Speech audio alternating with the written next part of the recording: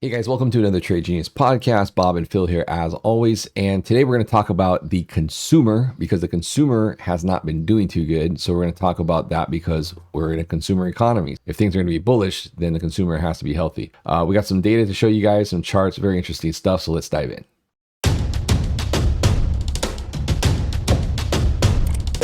Trade Genius. Hey guys, really briefly before we jump into this video, appreciate all the likes and subscribes, and if you can ring that notification button, that really helps us out. In addition to that, if you guys don't mind, head over to tradegenius.co, check out our specials we have over there. There's a number of different specials with different packages for all different experience types. If you're more into education, we have a package for that. If you just like to get into the room, primarily, we have a package for that as well, where you can see where we're calling out trades and things like that live, and also posting signals into our Discord signal rooms. So check it out, tradegenius.co. Appreciate you doing that. Hey Bob, markets are up another Friday. That's green. The jobs numbers, which I don't know, wasn't that special, right? No, actually, underneath the hood, they revised down the employment numbers from the month before, which they used to jam the market higher, and by 110,000 jobs. And 60% of all new jobs were government. And so it's pretty punk. The only thing on there that was running a little hot was wages were up 1/10 more than they expected, which, will give fuel to Jerome Powell to keep jacking rates. So now we're at this point now where the data he sees says jack, and the data that the people live with says, oh man, we're screwed. And you can see it in this chart here with real spending is on a downswing. And what matters for our economy, Phil, is is discretionary spending, okay? Because that is where basically 2/3 of the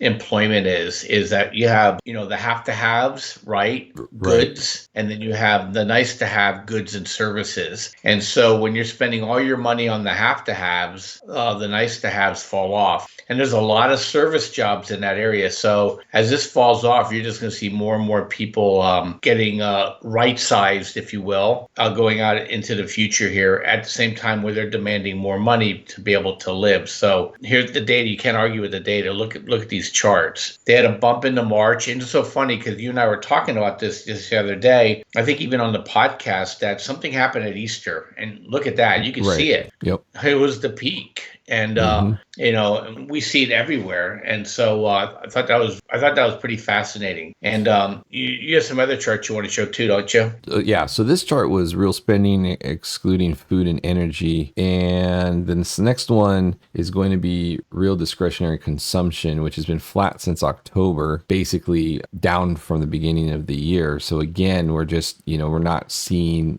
a couple different ways you can look at this, and they're both telling us that the consumer's tapped out essentially here. Yeah, and the thing that maybe we should I'll look at some data on this too. The price of insurance, for people's cars and homes are becoming prohibitive, to a point where people are going to start fighting with their mortgage companies whether or not they're going to hold home insurance and stuff. I mean, it's going to become, people think, oh, I'm going to be able to make my mortgage payment and you're not going to take my house. Well, try not paying your taxes and try not paying your homeowner's insurance. And you can be forced into a sale. And, you're getting to a point now where I saw data with $1 million homes, you're looking at $15,000 a year insurance rates for some areas that are in high risk. And it's just going to become problematic for people to own homes because who has that laying around? Usually you're paying, $200 a month. Right. Now you're paying $1,500 to $1,600 a month.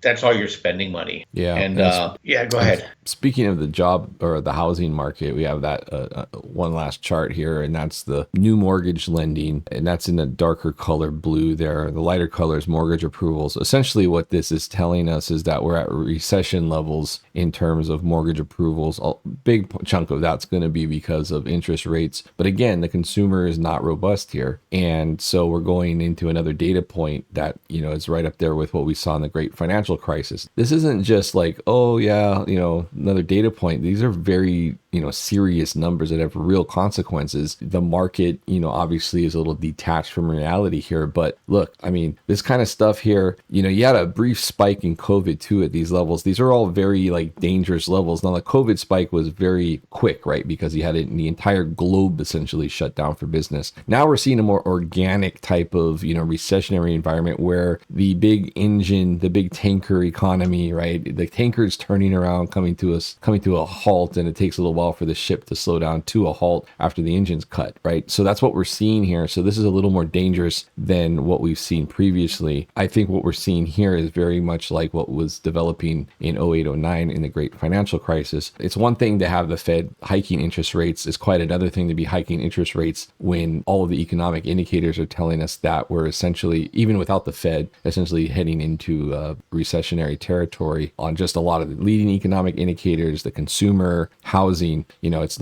not one little niche. It's across the board here as far as the recession indicators go. Yeah, I mean, look, it's a big part of the economy. So I can't imagine that there's a lot of robust hiring, or the people that are in real estate are making any money this year at all. And these people who were used to making six-figure incomes that are now they're basically have to look for another job. Right. Yeah. So I think with the markets, I know they're up today. We had a good setup. The Bears had a good setup for an island top, and they look like they're trying to close that today. So that leaves us with a market that may want to stay up through the middle of next week. However, as we get in towards the latter half of next week, I think the technicals are going to be such that we could see a potential move lower again. Okay, we're way over the skis here. Things are really overbought on a lot of what we're seeing. Like Fridays are typically green because of just zero DTE. That's all it is. I mean, zero DTE flows are just dominating, and that's strictly just, each day is its own ecosystem when it comes to that, and they're looking to bid it up. But we did see some risk off after the holiday that we thought we would get, but they've obviously bid that back up today. But I do think we are going to see some weakness coming in next week, and I do expect that to have some teeth as we head into the end of the month, Bob. It's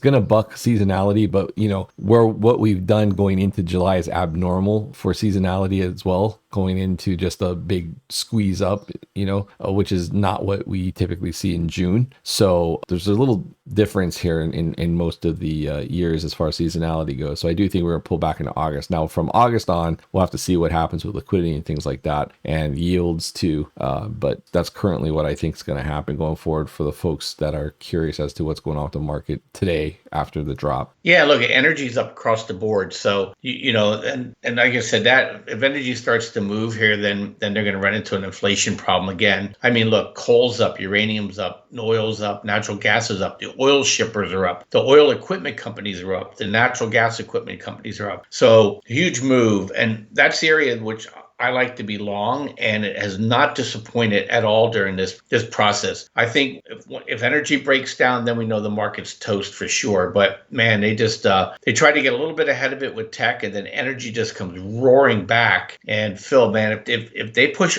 oil up to $90 a barrel, which I'm hearing is a distinct possibility, I mean, Jerome Powell's going to pull out what little bit of hair he has left, so yeah, I think it's going to be a problem. Yeah. So on the SPX, I would say watch 4430 as a level. If we get back below that, then that further weakness, I think, is going to be in play. Other than that, they'll probably mess around with the highs, and who knows, they may even try to take out the highs up near 4,500 on the futures there, which is about 4,460, I think, on SPX. Potentially, you could see 4,500 on SPX, but that would take quite a drive into the middle of next week for that to happen. I'm not sure where they're going to get it, but 4430 I think is key for these markets and for the bulls. So just keep an eye on that level. Other than that, Bob, that's all I got for today. Yeah, me too. Thanks, everybody. We'll catch you tomorrow. You guys have a good weekend. All right. See you guys later. Bye-bye.